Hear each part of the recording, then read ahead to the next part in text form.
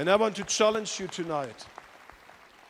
If you are a pastor and a leader, take this message back to your church, and I tell you, it is working. What Paul is giving to the church, this principle in Corinth, I saw it firsthand being a recipe for success for a great church in Bolivia.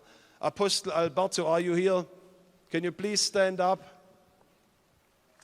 Yes, please give him a great hand.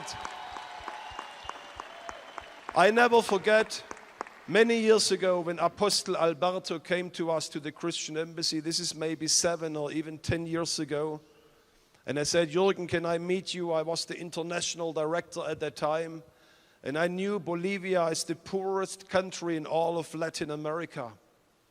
And he came to our office and he brought us an offering of several $1,000s to bless the Jewish people. And in my German attitude, I told to Apostle Alberto, I says, Alberto, I can't take this money from you. I know how you are struggling. I know how your church is poor. We survive here at the Christian Embassy. Please take this money back to Bolivia. And I never forget the face of Apostle Alberto. He actually got mad on me. He says, Jürgen, I will not allow you to take this blessing from our church away. You take this money. We want to bless the Jewish people.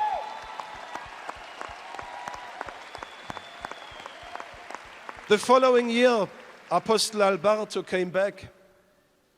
The offering was double. I didn't argue with him. The next year he came back. The offering was even bigger. After a few years, I asked him, I says, Alberto, how in the world are you doing this?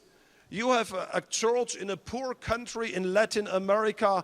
How can you raise so much money for Israel? He says, it's very easy. I do it like Paul tells me to do it.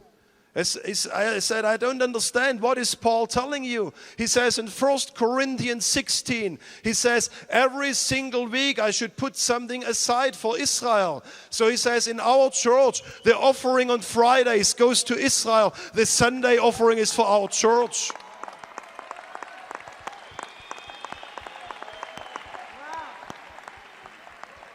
And the Lord has blessed His church. I remember they were maybe 200-300 people strong at that time. Today his church is 6,000 or 7,000 people in Bolivia.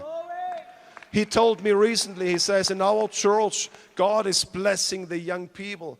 We have some of the top lawyers and the top business people in our country. They are in our church. Our families are being blessed.